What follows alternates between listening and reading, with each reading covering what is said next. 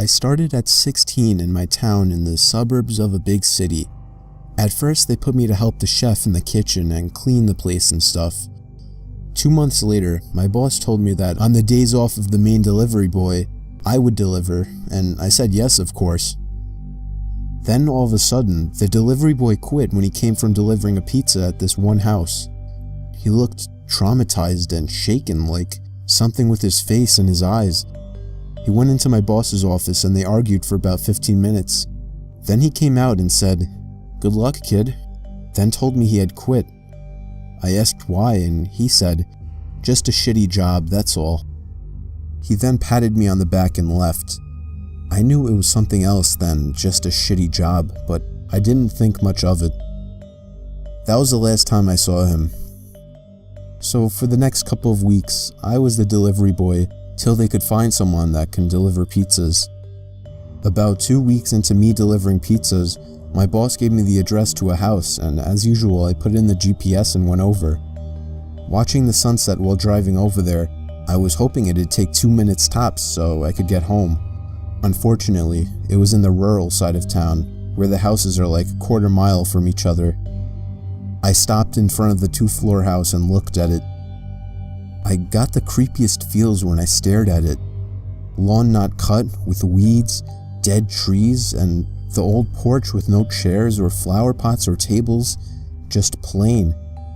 It seemed abandoned, but I got out anyways and knocked on the door. I was hoping my boss gave me the wrong address or something so I could get the hell out of there. Then the door lock started to shake and the door opened. It was an old lady, at least 70 years old or something around there, with white hair, teeth missing, and skinny, very short too, but her eyes just glaring at me. It really freaked me out. I figured if I was nice, things would turn out okay after all. "Pepperoni pizza, ma'am?" I said as friendly as I could. "Yes," she said with a hoarse voice as if she had a sore throat. "Alrighty, here you go." I handed the pizza over, but she just looked at it with no emotion and didn't take it, getting her purse.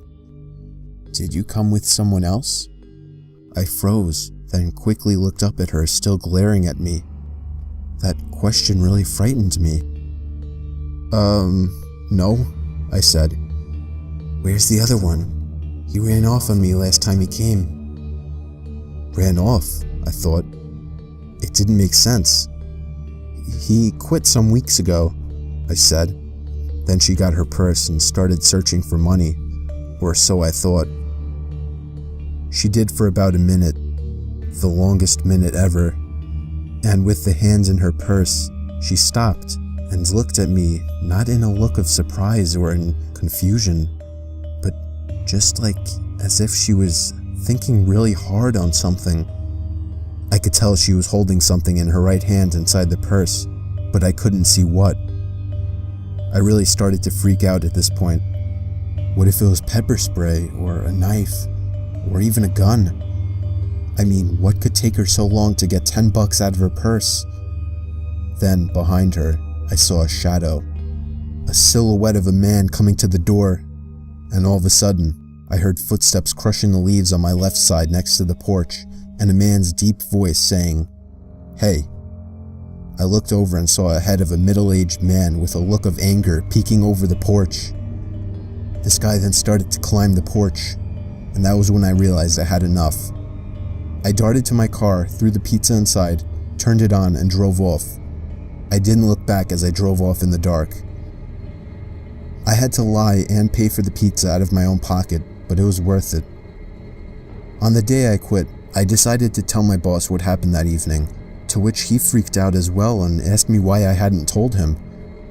He said James told him something like he just walked out of there and didn't pay attention to her. My boss then called the cops to look into the sketchy situation, and he told me I could leave.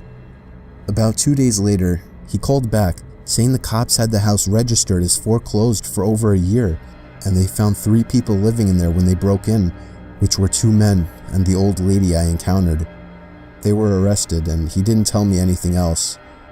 I'm still traumatized, and I don't know what would have happened if I would have waited. They could have easily jumped me, but thank God I quit afterwards, and I'm still alive.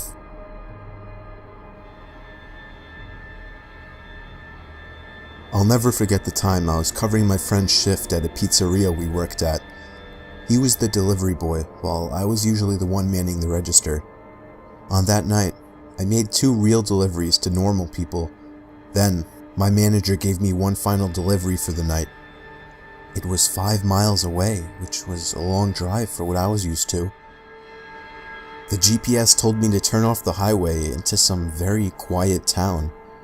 Somehow, I'd never even heard of this town. The GPS took me down some side roads that were even more dead than the main streets in this town. Half of the street lights weren't even on. I didn't like the looks of this place. I just wanted to deliver the pizza and be gone. So I arrived to the house. It was a single-floor little thing. I rang the bell, and almost immediately the door swung open. There was an older man, maybe in his upper 50s, that opened the door. His few hairs left on his head were gray, and he had a very pale face with a gray mustache. He gave me a smile and told me he'd be right back. He walked away into his house out of view, and I just stood there in the cold, waiting for him. I was a little uncomfortable with the area, and the looks of the guy answering didn't help. The sound of stomping on the creaky floors inside the house came to the door, as the man appeared back in the doorway with a smile. He said I should come inside where it's warm while I waited. I told him it's okay, but he just started nudging for me to come inside. I cannot justify my actions, but it was like 5 degrees outside. I foolishly stepped inside the sketchy stranger's house. He shut the door behind me and stepped off into another room in a hurry. It wasn't even much warmer in the house. He clearly didn't even have a heating system. I found myself creeping closer and closer to the door as I got more uncomfortable. Then, the man came out of another room and gave me another smile. He opened up a door, apparently leading to the basement. He looked down and told me that he normally leaves his money down there. He asked me to come down there with him, but I refused. Even from where I was standing, I could see it was totally pitch dark down there. And then, what happened next is where it all fell apart. I heard the sound of a creaking step coming from the basement. Somebody else was down there. I decided it was time to go and turned around to open the door, but the man was already right on top of me. I punched him in the face and managed to get him in a hold, but I heard somebody stomping up the basement steps, and I had to get out of there. I pushed the man to the floor, ran outside, got in my car, and drove off without looking back. I told my manager everything, and he called the cops, but I don't know whatever became of that. My manager gave me a couple days off afterwards. Since then, I am much wiser to the fact that you should never enter a stranger's house. I was out doing a delivery one late night. It was probably the longest drive I have ever taken for a pizza delivery. From the pizza place I worked at, it was a 20-minute drive, which isn't too crazy out where I live. Plus, they ordered 4 large pies, so I figured it was a party and I would get a much bigger tip. Navigating the dirt roads at night was always annoying though. I pulled up to the given address. It was some old, sketchy-looking building, literally in the middle of a forest clearing. There were no cars parked anywhere, or any lights on. I put my car in park and called my boss. I asked him to reread the address at least 3 times to make sure I typed it in right, but that checked out. I could tell he was in a really bitchy mood, and he told me to at least knock on the door and check it out. He would normally get mad if we took back 1 pie, but I was afraid of what he would do if I brought back 4. I was insanely unnerved, but got out anyway and forced myself to the front door of the building. There was no doorbell, so I just knocked really hard. I heard nothing and didn't really expect to hear anything. I was extremely disappointed, not because nobody answered the door, but because I was realizing that it was all a waste of time and gas.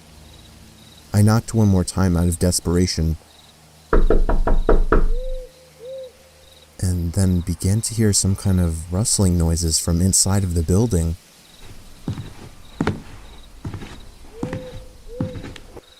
I knocked again and yelled that I was the pizza guy. There was silence now. I felt a bit more uncomfortable now than before. But before I could turn around, I noticed something at the window. There was someone looking through the window. I couldn't tell if it was a man or a woman. All I noticed were their eyes. Their eyes were open wider than I knew possible, staring intently at me. I was disturbed enough by this and dropped the pizzas and ran back to my car. The shitty thing wouldn't start until turning the key for the third time.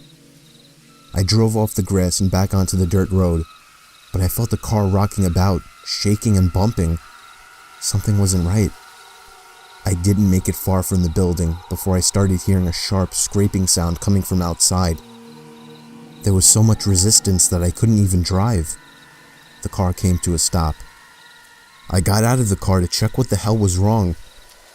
A chill ran up my spine as I began to feel like my heart was constantly skipping beats. My tires had been slashed and had completely fallen off the rim. Not just the front though.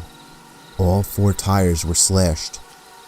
I realized somebody did this when I was knocking on the door to that building. Instead of running, I got back in the car and locked the doors. I was so close to that building, I could practically see it from where I was, if it weren't for the trees blocking the view. I dialed 911 and explained everything to the operator.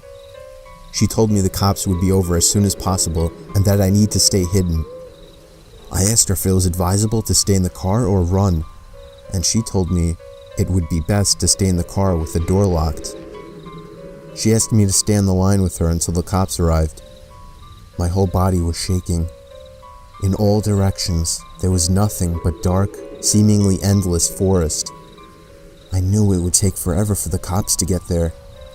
I was not comfortable with sitting in that car so close to whoever did this. The next part, though, is what utterly destroyed me. It still shakes me to this day, and I hope nobody ever has to experience this kind of fear. As I was scanning all the windows, making sure nobody was outside, I looked in the rearview mirror, and there was the same person I saw at that window. Eyes open wider than ever. I could see now that it was a woman, and I could ever so slightly see a smile begin to spread across her face. I opened my door and full-on sprinted into the woods, not caring how much noise I made. I ran until I was out of breath, which didn't take long, and I hid behind a giant log on the ground.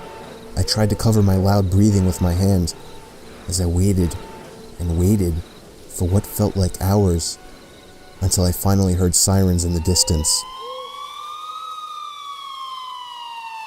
I gathered up all the stamina I had left to run all the way back in the direction of the dirt road. Eventually, the glowing red and blue lights came into view, and I had never felt better in my life. They were parked in front of my car, investigating with flashlights. I came out yelling at them like a lunatic to help me. I fell to the floor and started to gag, almost throwing up from running so much. They picked me up and began to question me, to which I explained everything to the best of my ability. One of the 2 cars drove over to the building, and the 2 officers began to search the building. They came back with nothing except for a couple of spiky objects. These objects were exactly the same as the ones used to slash my tires. The cops guessed that it was some kind of sick, demented couple, being that I saw the woman, but unfortunately they were never found, and that still kills me to this day. I obviously quit my job right after that and started working at a local grocery store. I know that I'll never forget seeing that woman at the back of my car.